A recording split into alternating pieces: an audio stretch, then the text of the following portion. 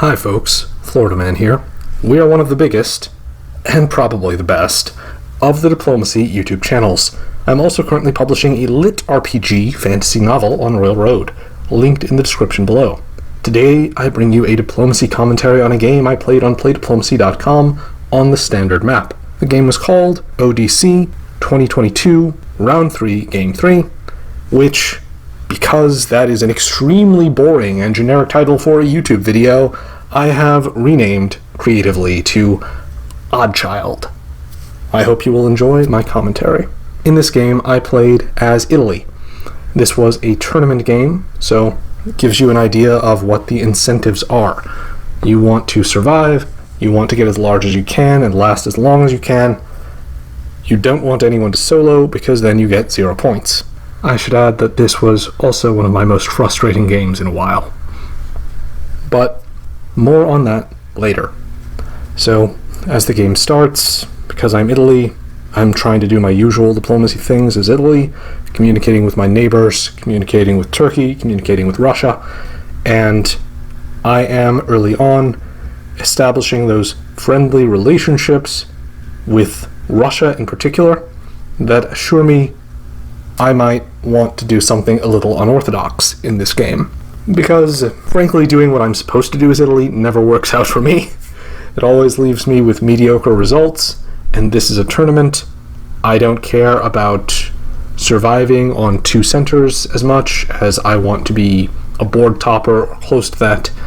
I need to do well. This is a subsequent round in a tournament. This isn't even the first round. So I need to really come out on top, show my stuff, and be able to improve my position with regard to ranking. As the game begins, you see I make kind of a potentially very bold and very anti-Austrian opening.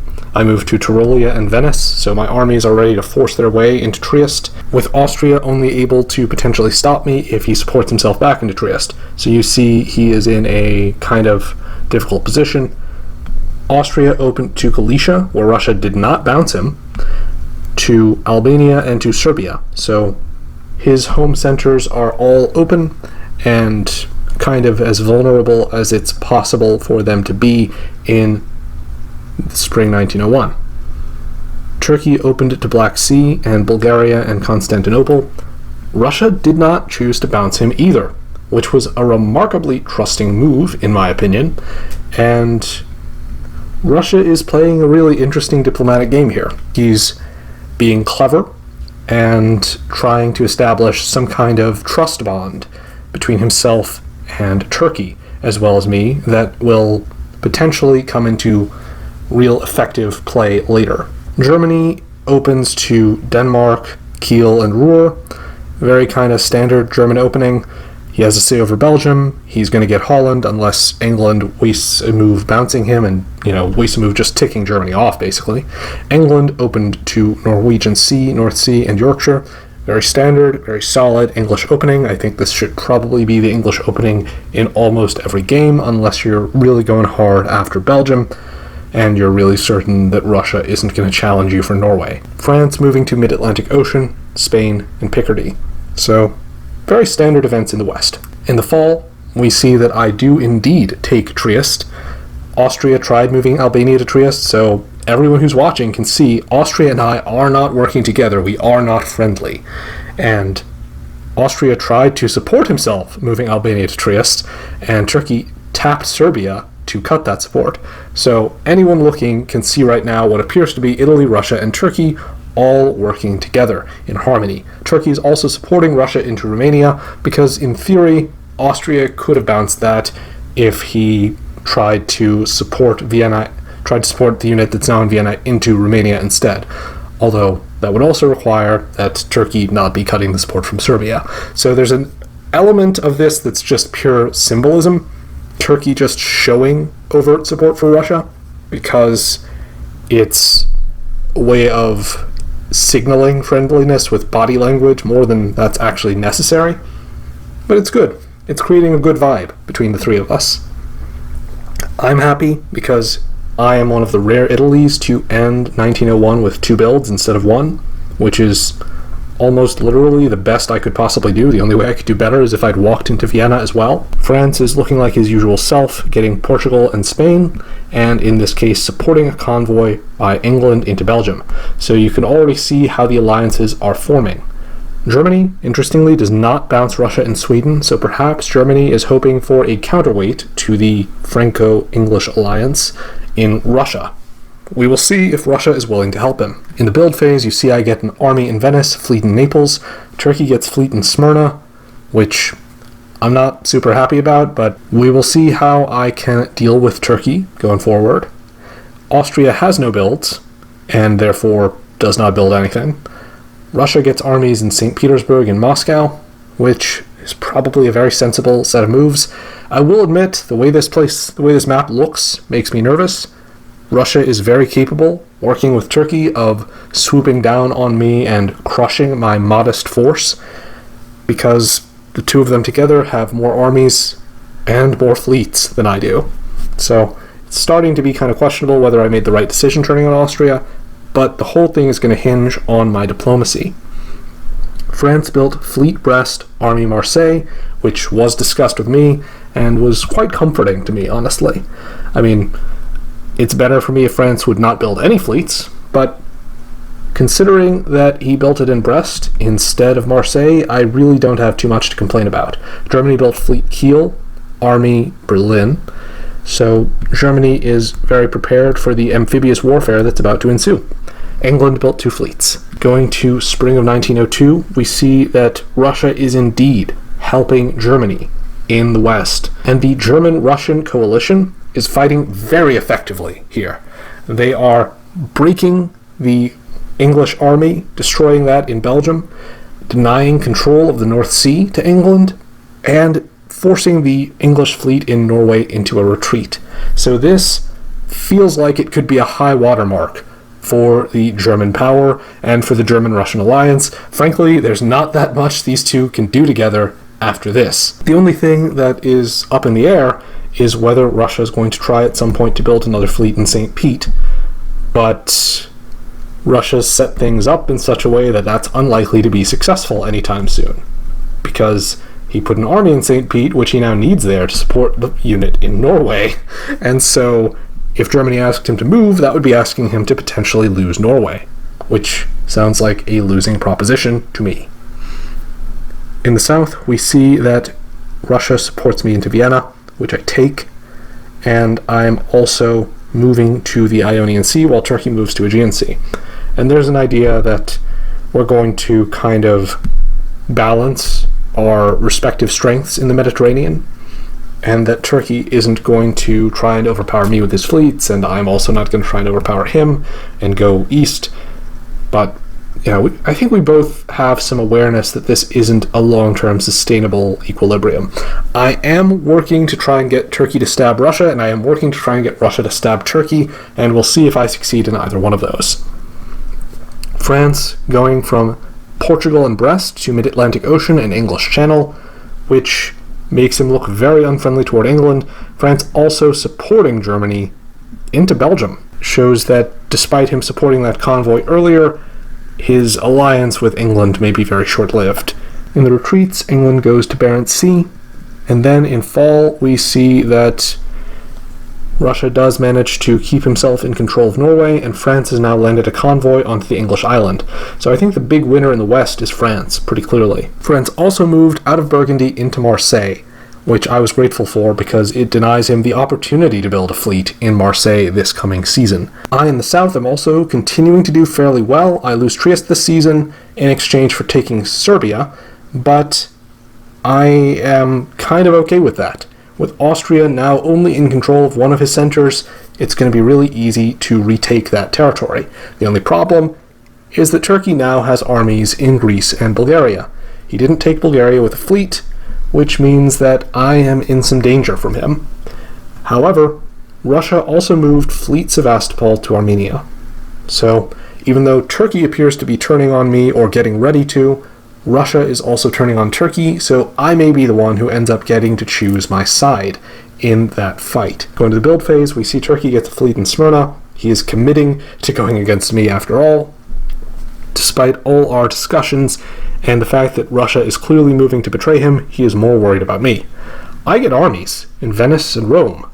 Russia gets a fleet in Sevastopol and an army in Warsaw. Germany gets yet another fleet, and France and England are holding steady currently, although that will obviously not be the case for very long. Going to spring 1903, we see France walks into Liverpool, and France could have gone to Clyde instead and walked into Liverpool with his army in Wales.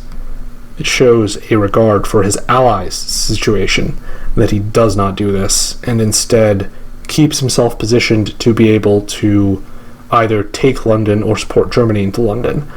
He does not want Germany to feel threatened by him potentially taking all of England, and so he takes the possibility of him taking Edinburgh off the table. At the same time, he moves with support into Burgundy because he knows Germany is a threat for an invasion of the French homeland. But Germany does not appear to be thinking of that. He's instead moving a unit toward Russia. Actually, a couple of units are attempting to move toward Russia. Either that, or he and Russia are doing coordinated bounces, which is hard to be sure about either way. Down south, I am not doing anything hostile to either Russia or Turkey yet. Russia is going after Turkey pretty clearly, and Turkey is preparing to fight me. All I'm doing is taking Austria out of Trieste, trying to keep my options open here, and showing as much allegiance as I can verbally to Russia and Turkey respectively without committing my actual forces to a fight on either side. I am planning to go after Turkey at this point, but I'm also open-minded in case Turkey decides to change his mind about which side he's on. Austria retreats to Tyrolia, which very annoying for me, because I was really hoping he'd retreat down to Albania so that he could go and help me against Turkey, but he eliminates that possibility from consideration on purpose. Going to fall, we see that Austria tries to make a play for Munich, which was dumb, and now I am actually committed to a side. I support myself into Greece, while Russia supports himself into Bulgaria. Now the downfall of Turkey appears to be well underway. At the same time, Germany drops an army in London. That convoy perhaps not actually necessary, but given that Germany gets dislodged from the North Sea, it's just good for him he's got boots on the ground, because England is doing his best to fight as hard as he can to stay alive still, and if they didn't take any English territory this season, it would have been a potentially longer-lasting problem, especially if Russia and Germany are indeed at odds, which it seems like they might be, because they are devoting a lot of units to making sure neither one of them can advance in Scandinavia / the German homeland. So even if they're not at odds, they're definitely wary of each other. Looking to the retreats, we see that Germany goes to Holland rather than Belgium. Going to the build phase, we see that I get an army and a fleet. Russia gets an army in Warsaw. Germany gets army Berlin. France gets fleet Brest. Now, this season I'm a little concerned. I don't like that France moved his fleet to mid-Atlantic Ocean. Spring 1904 is not exactly early for France to be doing that, but I don't want France making any moves in my general direction. So I am hoping I can get him to ground that fleet, or something. Looking at the east, though, we see that Russia and I are already preparing our next attack for after Turkey is gone. We are moving towards Germany, preparing to potentially take out the German homeland. Russia also supporting England's last fleet into Denmark, successfully, because Germany thought they were going to do another bounce in the Baltic Sea, and so did not use that unit to support Denmark in place. So there's a lot happening. Germany definitely slightly weakened by this, and France at the same time moves into Belgium. So there are some discussions going on, France talking to me, France talking to Russia, and at some point we do form a 3-power chat. We start talking about how we might end the game together. We could get to a fairly large position each, 10-12 centers each, and that would be a pretty good finish for the three of us. I'm honestly a little more ambitious, as my regular listeners will probably be unsurprised to realize, so I'm hoping that there will be some weaknesses in this plan that I can exploit. We'll see. Going to the fall, we see that I go for Budapest, and Russia takes Ankara from Turkey. At the same time, you can see Russia and I are making the German invasion sort of posture. We're ready to go after Munich and Berlin, while France continues to take over more German and English territory. He takes Edinburgh and London this season. It's a very strong position for France. He also moved out of mid-Atlantic into the North Atlantic Ocean. So I'm going to have to really keep an eye on France. He is getting really strong. I have no reason to expect he would be content with a 3-power draw at this point, considering that he is already on 9 dots after this season. And why would you want to be content with a draw at that point? Honestly, none of your rivals are quite as strong as you are. I mean, Russia is technically equal to France, but he cannot mobilize the same kind of force on any front that France can. And I'm also technically equal to France, but I'm overcommitted to armies in the east, and I only have 3 fleets total. So France, while we're technically equal in number of fleets, with the builds he has coming this season, could outflank me and destroy me navally right now. With the builds, France gets Fleet, Brest, Army Paris, Army Marseille. So, not a particularly aggressive anti-Italian posture here. I missed the builds, whoops, and Germany is forced to pull down units, as is Turkey. And so now there's just the defeat of Turkey to be accomplished and negotiated. And France and I are discussing whether and when I am potentially going to turn on Russia with his help. Russia and I are also discussing where and when I'm potentially going to turn on France with his help. So it's fun stuff. Just trying to figure out how we betray our coalition. It's always entertaining. And Russia here supporting me into Munich. So this season is a fairly high point for me. I get into Munich, Romania, Bulgaria, while Russia goes to Constantinople and Denmark, pushing England out of that space. France is positioning to potentially go after Russia as well at this point. So this is the time period in the game with the most peril for Russia. Look in the fall, we see that Russia gets out of Ankara and Constantinople, giving some ground back to Turkey, keeping Turkey alive because Russia wants him as a buffer and ally in the fight against me. And at the same time, I am having some troubles in my negotiations with France. We're discussing a lot, there's a lot of back and forth, but frankly I didn't have a lot of time to negotiate out some of the finer points of the expansion strategy we were employing against Russia so that we could end on 17-17. And also, just to be honest, I was hoping to just defeat Russia myself and win the game and not get attacked by France until the last possible moment where I would hopefully be able to defend myself. So I am also employing strategic silence in some places in my communications with France. We'll see how well that worked. And so we see France does turn on me, feels that he cannot trust me, and we see I am having some trouble fighting Russia here. I'm just not out fighting him tactically and not advancing quickly enough for my solo aspirations.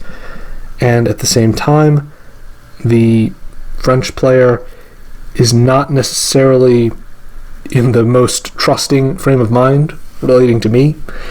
So even though I do make some serious advances against Turkey, and I'm basically taking him out except for that he survives on one of the centers that Russia gave back to him, at this point France is stabbing me and propping up Germany while Russia props up Turkey. So although I'm in a really strong position right now in terms of my sheer number of dots and strength, this is kind of one of the high water marks for me in the game. I have 14 centers at this point in the game, but everyone is anti-Italy at this point. France no longer trusts me, no longer believes that I want to draw, which is true. I don't. I want to win. And now he and Russia are linked back up, and Turkey is also working with them.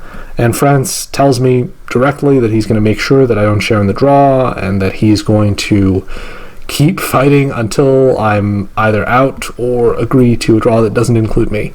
So, because France actually has the tactical and military muscle to continue fighting this fight for a long time, you see a period of years in which my position steadily gets worse and worse, and I am being invaded from all sides, mainly by France and Russia, although Turkey also makes contributions and gets to take territory, because France and Russia want that for Turkey.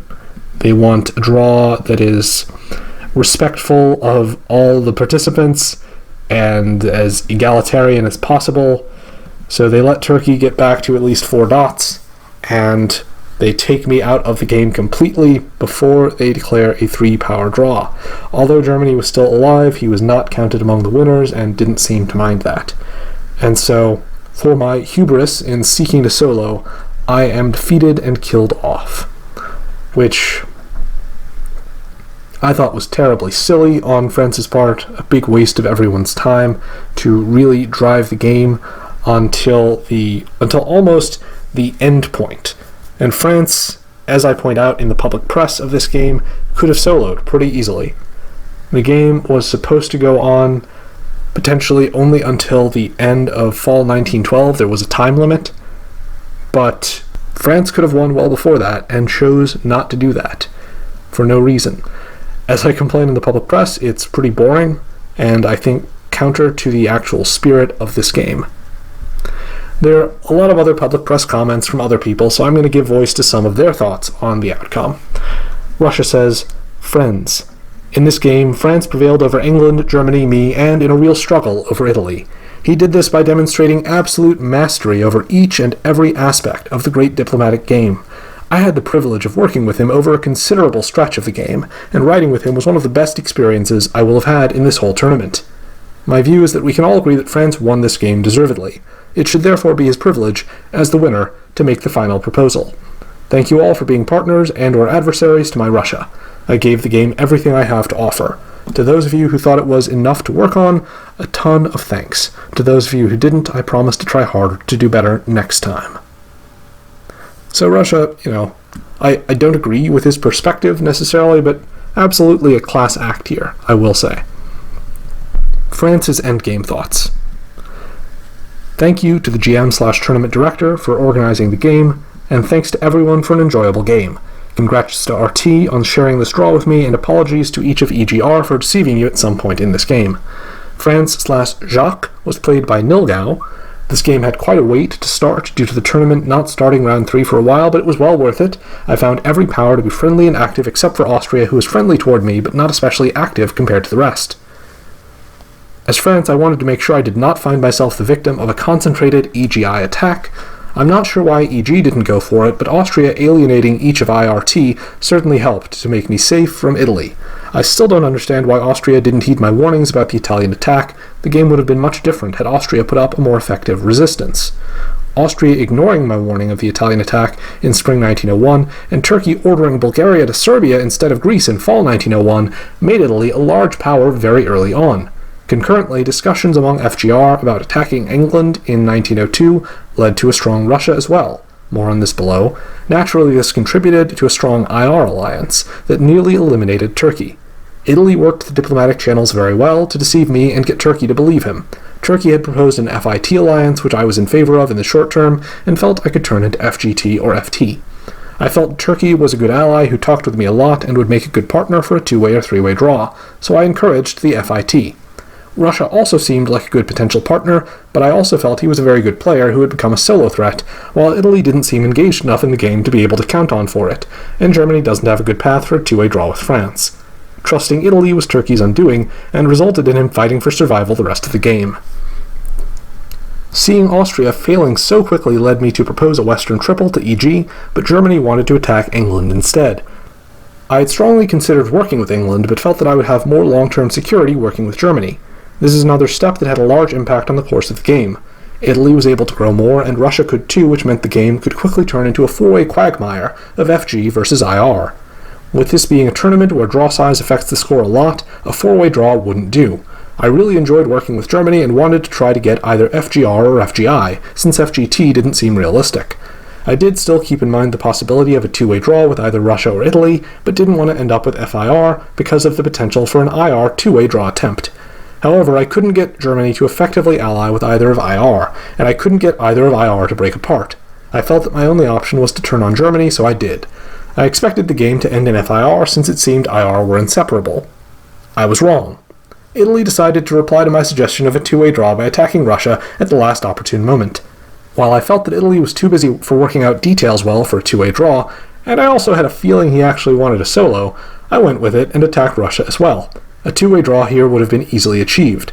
Yet for the second game in a row, my ally, who could easily achieve a two-way draw with me, threw it away for an ill-conceived attempt at a solo. As compared to my round 2 game, this one had absolutely no chance of success, and I wish I was able to effectively communicate that to Italy. Seeing now that Italy was played by Florida Man, I'm guessing he saw a solo as his only chance at making the final board since he had 0 points so far. Or perhaps he was playing true to the spirit of the game and trying for a solo regardless of tournament considerations. This is probably a more accurate description. Regardless, I failed and lost another chance at gaining a lot of points in one game while showing I am a good ally to work with, i.e. not soloing. This was extremely aggravating to me. Personally, I must interject and say that I don't think showing that you are a good ally by not soloing is good diplomacy, but that's me. I understand that tournament incentives are different, but I have seen strong players who solo in tournament games and then continue to find allies in subsequent games, Conk being the easiest example. When I saw him play in World Diplomacy Championship 2018, he played in a game with me, which he soloed. And then, in subsequent rounds, he continued to do well and made it to the final board. Back to France's endgame thoughts. From there, I decided to rally the board against the player going for a solo again. Unlike my round 2 game, we were able to trust each other enough to eliminate said player. I'm sure anyone reading this is wondering why I didn't take the solo, and also why didn't I eliminate Germany. The primary reason is that I want to show that at the end of the day, I am a player that can keep his word. Yes, I deceive in this game for my own benefit, but it has its limits. I had no reason to eliminate Germany, and if I took a solo, I would not be showing that I could be trusted for that two-way draw that I sought. Thus, I wanted to end the game on as good of a note as possible with each of GRT, which meant an FRT draw with Germany surviving. Additionally, I wanted to make a point that a very high percentage chance at taking a lot of sure points in a tournament is better than a very low percentage chance of a solo. 2 players now have sought more points in this manner against me, and have ended with far fewer points than they would have had otherwise. I should have listened to my gut more in this game instead of simply going for points. Yes, that is a bit opposite of my point above, but I am referring to getting approximately the same points trusting my gut as I would have with the decisions I made.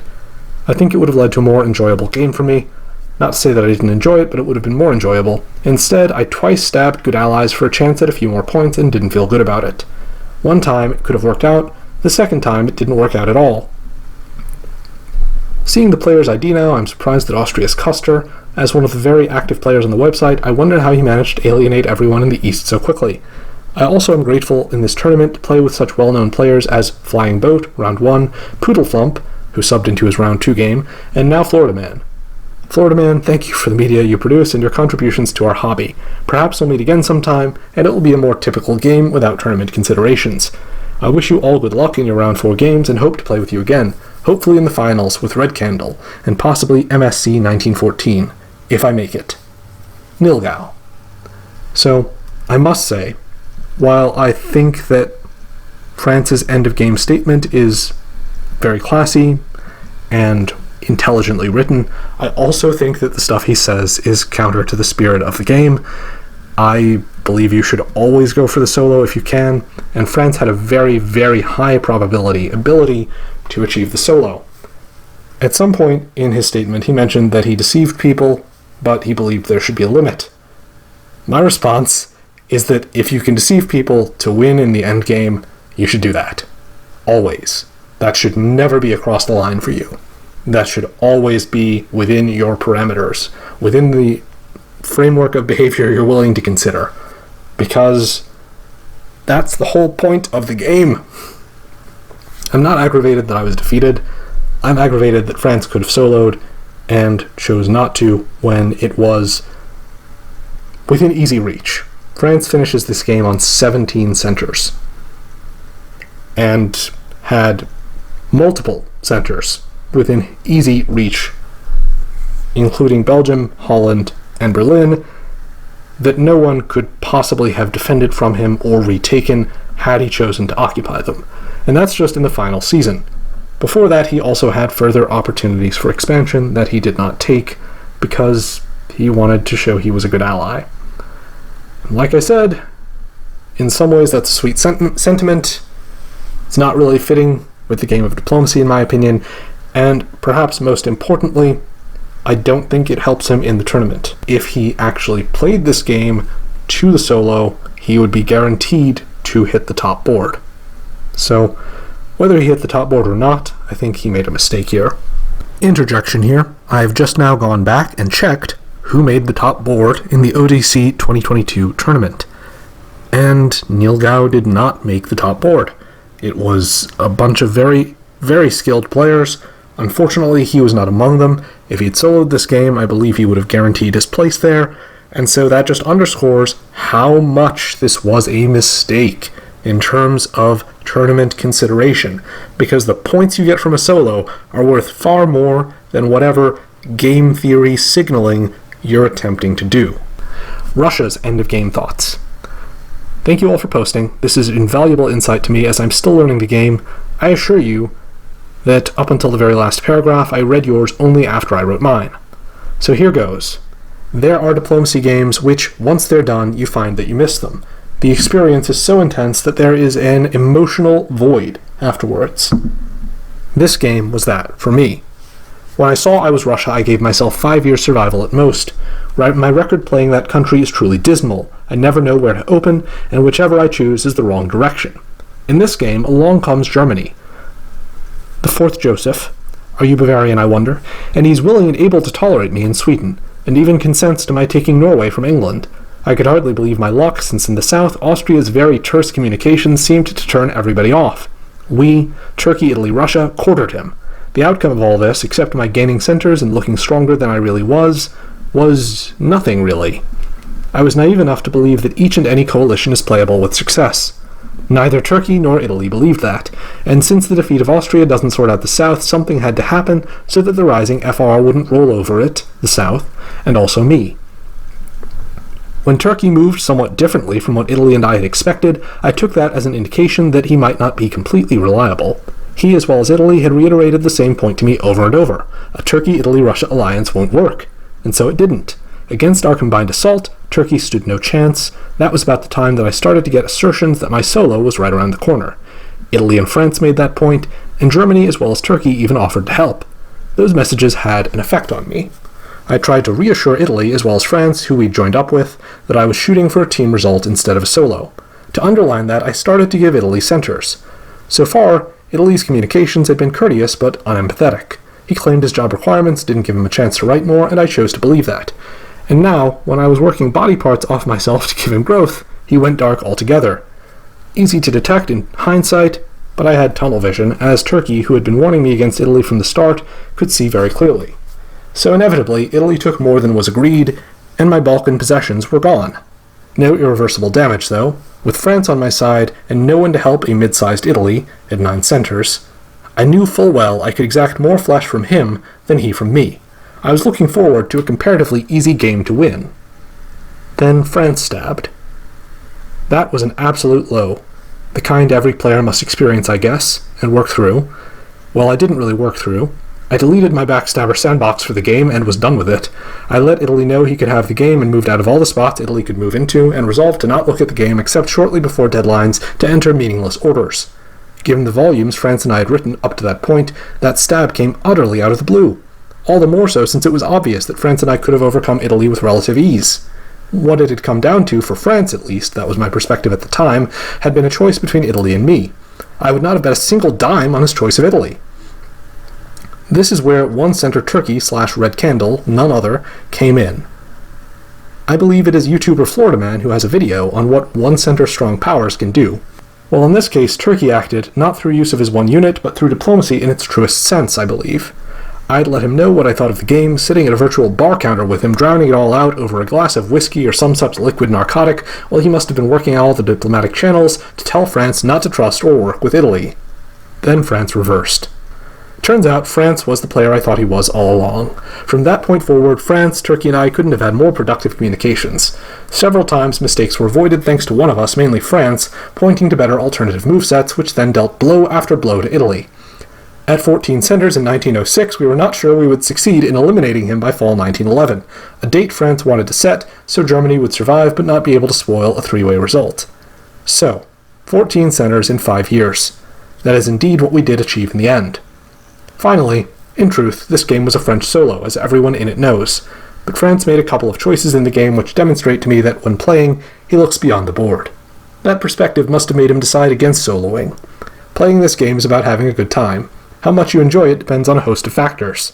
First, of course, your own result, but also what happens during the game, and how others perceive your win. Is it stolen or deserved? In this game, France deserved more than double what his countable result got him.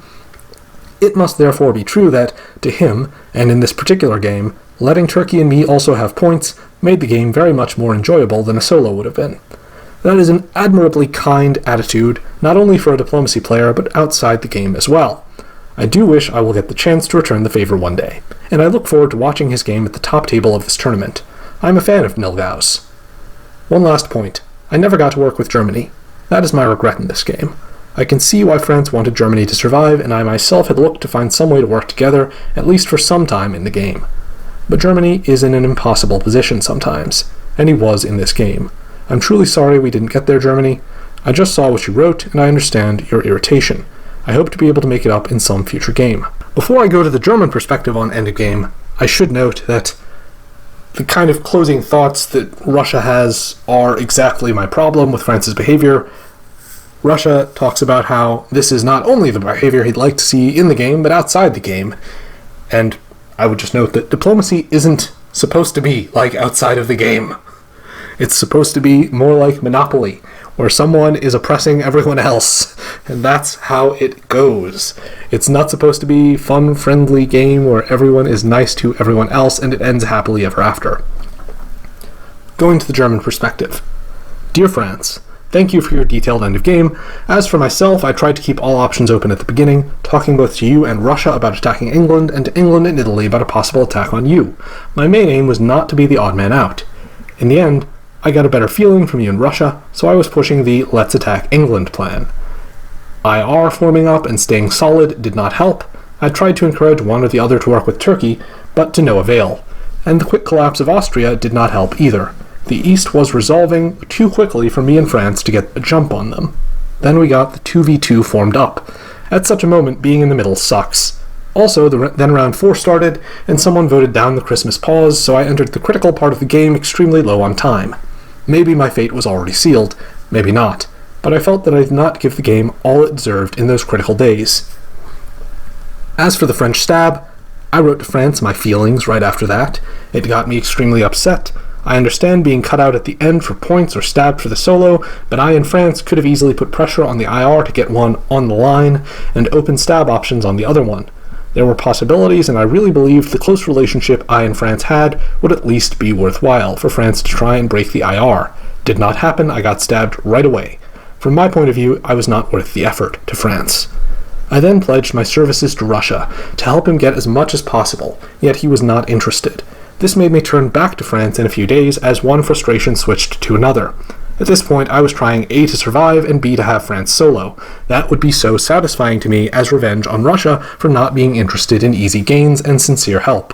In the end, France evidently decided having good Care Bear reputation for the finals is more important to him than the solo, which I respect, but letting Russia and Turkey walk away with this draw is purely tournament meta, nothing to do with the game as it stands by itself. Regards, Joseph. And so we see that the German player had a sort of similar position to mine, honestly, where he was actually kind of frustrated that France did not solo, and thought that France should have. And it is something that makes it more personal to him that France stabbed him in the early game with very little reason, very little need to do so, and then wasn't willing to do the same thing in order to get the actual objective of the game and solo.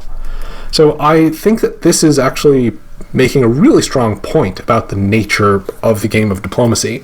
If you're going to apply a certain ethic to the game, I think you should apply it consistently. If you're going to be a Care Bear and not stab people, it shouldn't be arbitrary. It should be, I'm not going to stab people. And that's a philosophical approach I've seen tried in this game. I may at some point do a diplomacy commentary on a game I played with somebody who always does that. It was very interesting. I've played more than once with this guy. But that clearly wasn't France. And if you're interested in trying to do the best you can and stabbing people to do as well as you can, I don't think it ever makes sense to not go for the solo when the solo is an option. I don't think that the tournament meta makes it make more sense either. But that is my opinion. I think that people are likely to choose to work with people who they think are strong players, including people who have gotten solos. But again, that is my opinion. Most importantly, though, I don't think that trying to play tournament meta should override the overall spirit and objectives of this game. And that's kind of what the point of this video has been, in terms of these endgame notes. Finally, let's go to Turkey's end-of-game notes. I suppose I should say a few words about the game. Rather than giving an overall summary, I am more apt to respond to the 4 extended quotations from my allied partners about me, starting with France and then Russia, and then close with general remarks on the game. France stated in his end of game that he felt Turkey was a good ally who talked a lot and would make a good partner for a 2- or 3-way draw. He says he wrote a lot to France, in part because he had to navigate a very determined Russia, who came to the game convinced IRT would work, but only in a particular way, a way that would keep Turkey confined and unable to grow adequately. I did trust Italy in part, but Nilgau was completely correct that trusting Italy was my undoing. But I felt I couldn't not trust Italy, since Russia was inflexible in his commitment to Italy until Italy stabbed him. That issue is raised in the first of Russia's 3 extended quotes below. Russia said, I was naive enough to believe that each and any coalition is playable with success. Neither Turkey nor Italy believed that. Since the defeat of Austria doesn't sort out the south, something had to happen so that the rising FR wouldn't roll over it. When Turkey moved somewhat differently from what Italy and I had expected, I took that as an indication he might not be completely reliable. Turkey says, Russia is accurate that I did not move as Italy and he expected, and that's because the moves they recommended would have hemmed me in and set me up for elimination. It became clear that IR was a duo to be preserved over IRT. I was then stabbed by both Italy and Russia, and I was driven eventually down to 1 center. I started a diplomatic blitz, and I even attempted to throw the game. That was not practically possible at that point, but I had nothing to lose. Hence Russia's observation that was about the time he started to get assertions his solo was right around the corner. But Turkey says, here's where I refused to give up. I continued and deepened my diplomatic blitz with Russia and also France to see if I could win their hearts. I kept offering my views on how they might advance. I implored him to return to RTF. I did this after France stabbed Russia. I did everything I knew how to do, and when Italy stabbed France, then I thought that work might pay off. So I appreciate very much Russia's remark that this is where 1 center Turkey came in. I believe it's YouTuber Florida Man who has a video on what 1 center strong powers can do. Well, in this case, Turkey acted not through the use of his 1 unit, but through diplomacy in its truest sense. There is nothing really about this game, Turkey says, over which I can claim a victory except on the diplomatic side. This is not to take away from anyone else's diplomacy, but I don't think I could have made it had it not been for my constant diplomacy with Nilgau and MSC 1914. That's France and Russia. And that tells me that the art of the diplomat and the general are 2 different vocations, and mastery of the former art can cover for any lapses or deficiencies in the latter. Many thanks again for a memorable game. And Turkey, I think, has the best comments on this end of game. He's really focused in on his own game and how he played it and how he survived, and I think Turkey played the most admirable game out of all of us, honestly. So, kudos to Turkey. He did great, and he played the game from the diplomacy side as well as I've ever seen it played, as well as I've played it myself at my very best. I tend to agree with him. I can sometimes find myself very deficient as a general, and when that happens, I've always used my diplomacy skills to try and shore up those weak points. I hope you enjoyed this rather long diplomacy commentary. At this point, I would like to take a moment to thank and credit my Patreon patrons. They're awesome. And I also want to take a moment to shout out something else I've been doing. As I covered in a previous announcement video, and at the end of every video lately, my story, Ruthless Path of Conquest, is live and available for reading on the website Royal Road. There are over 150,000 words of story available, with more coming out 3 times a week. Following the link to Royal Road in the video description, reading some of my story, Ruthless Path of Conquest, and giving me 5 stars is almost as valuable at this moment as literally handing me money. My goal is to make a steady living by creating stuff. If it wasn't obvious, this would also be very good in terms of its effect on my likely taking on new and interesting creative projects, some of which may be of interest to you. Until next time, Florida Man, out.